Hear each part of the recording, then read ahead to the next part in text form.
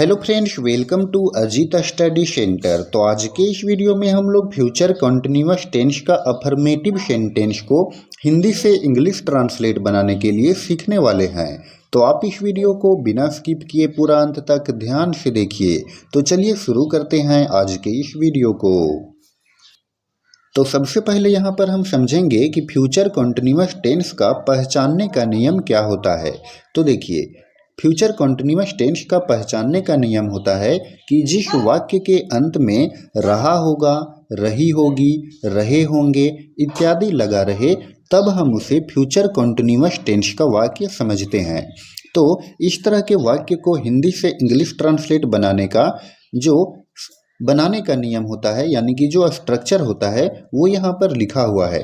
क्या होता है देखिए, पहले हम लोग लिखते हैं सब्जेक्ट, ठीक है, सब्जेक्ट और फिर प्लस शैल और विल, यानी कि शैल और विल जो है ये क्या है, ये है हेल्पिंग वर्ब। ये दोनों में से कोई भी एक का प्रयोग करेंगे और उसके बाद हम लोग लगाते हैं बी और फिर प्लस, यानी उसके बाद हम लगाएंगे वर्ब का चौथा रूप, ठीक है, और उसके बाद ऑब्जेक्ट, यानी कि सब्जेक्ट प्लस शैल और will plus be plus V4 plus object. ये हो गया इसका बनाने का नियम। तो अब हम लोग जानते हैं कि कहाँ पर हम लोग शैल बी का प्रयोग करेंगे और कहाँ पर हम लोग विल बी का प्रयोग करेंगे। तो यहाँ पर देखिए, जब सब्जेक्ट आई और वी रहे, जब सब्जेक्ट आई या तो वी दोनों में से कोई भी रहे, तो उसके साथ हम लोग प्रयोग करेंगे शैल बी का, ठीक है, शैल बी का। और जब सब्जेक्ट में रहे you, they, he, C, it और कोई भी नाम रहे, तब हम प्रयोग करेंगे विल बी हेल्पिंग वर्ब का, ठीक है। तो आपको याद रखना है कि आई और वी के साथ शैल बी का प्रयोग और बाकी के साथ विल बी का प्रयोग। तो चलिए अब हम लोग एक एक करके हिंदी से इंग्लिश ट्रांसलेट को बनाते हैं। देखिए, फर्स्ट में है राम विद्यालय जा रहा होगा। राम विद्यालय जा रहा होगा, तो यहाँ पर सब्जेक्ट में है राम, तो यहाँ पर क्या लिख देंगे, राम, ठीक है। राम क्या है, एक नाम है, यानी कि ये थर्ड पर्सन सिंगुलर नंबर है, तो इसके साथ हम प्रयोग करेंगे विल का, तो विल लगा दिए और उसके बाद बी लगाना अत्यंत महत्वपूर्ण है। तो राम विल बी। अब यहाँ पर देखिए V4 यानी कि वर्ब, वर्ब यहाँ पर क्या है, जाना, तो जाना का इंग्लिश क्या होता है, गो होता है। और V4 यानी कि वर्ब का चौथा रूप कैसे बनाते हैं, तो कोई भी वर्ब में जब हम उसमें ING लगा देते हैं तो क्या बन जाता है, V4 यानी कि वर्ब का चौथा रूप बन जाता है। तो यहाँ पर गो था तो इसमें लगा दिए ING, तो ये हो गया गोइंग, ठीक है। तो यहाँ पर गोइंग है, तो गो यानी कि गोइंग के साथ हम लोग प्रयोग करते हैं टू का। उसके बाद यहाँ पर है ऑब्जेक्ट, तो ऑब्जेक्ट में है विद्यालय, तो विद्यालय का इंग्लिश स्कूल, तो यहाँ पर लिख दिए स्कूल और फिर फुल स्टॉप लगा देंगे। तो इस तरह से राम विद्यालय जा रहा होगा, तो इसका इंग्लिश ट्रांसलेट बन गया Ram will be going to school. Second में है लड़के मैदान में फुटबॉल खेल रहे होंगे, तो यहाँ पर देखिए सब्जेक्ट में है लड़के, लड़के जो है वो प्लूरल में है, इसलिए इसके पहले हम लोग प्रयोग करेंगे द का, तो हो गया the boys. The boys plural form में है, इसीलिए विल बी का प्रयोग करेंगे, द बॉयज विल बी।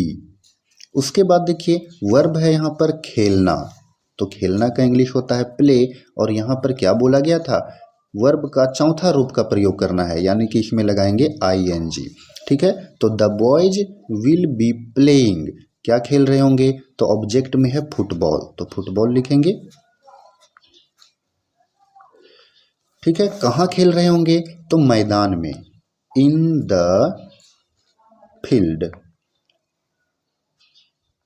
और फिर फुल स्टॉप लगाएंगे। तो इस तरह से देखिए यहाँ पर क्या हो गया, the boys will be playing football in the field, लड़के मैदान में फुटबॉल खेल रहे होंगे।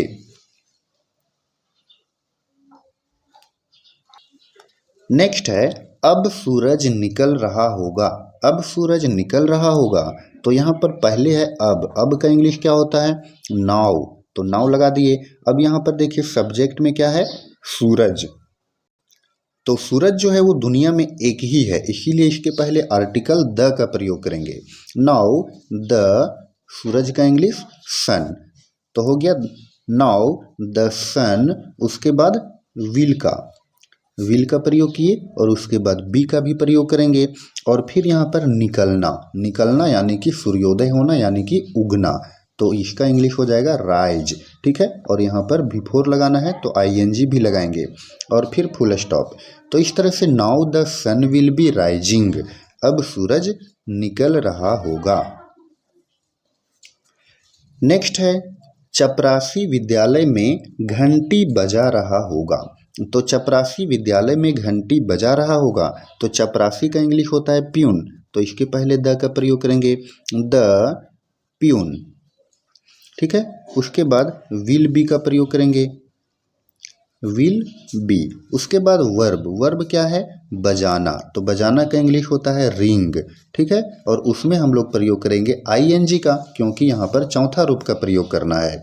तो इस तरह से the peon will be ringing, क्या बजा रहा होगा, तो घंटी, तो द बेल। कहाँ पर बजा रहा होगा, तो विद्यालय में, यानी कि इन द स्कूल, और फिर फुल स्टॉप लगा देंगे। तो इस तरह से the peon will be ringing the bell in the school. अगला है वह बाजार में सब्जी बेच रहा होगा, तो वह का इंग्लिश हो जाएगा ही, और ही के साथ प्रयोग करेंगे विल बी का, ठीक है। तो ही विल बी बेचना का इंग्लिश क्या होता है, सेल, तो सेल हो का सेलिंग लिखेंगे, क्योंकि वर्ब का चौथा रूप का प्रयोग करना है। तो ही विल बी सेलिंग, क्या बेच रहा होगा, सब्जी यानी कि वेजिटेबल्स। कहाँ पर बेच रहा होगा, तो बाजार में, यानी कि इन द मार्केट, और फिर फुल स्टॉप लगा देंगे। तो इस तरह से he will be selling vegetables in the market, वह बाजार में सब्जी बेच रहा होगा। चलिए नेक्स्ट है माताजी खाना पका रही होंगी, तो माताजी खाना पका रही होंगी, इसका इंग्लिश ट्रांसलेट क्या बनेगा, इसका जवाब आपको कमेंट बॉक्स में देना है। जिसका भी आंसर सही होगा उसे मैं रिप्लाई करूंगा।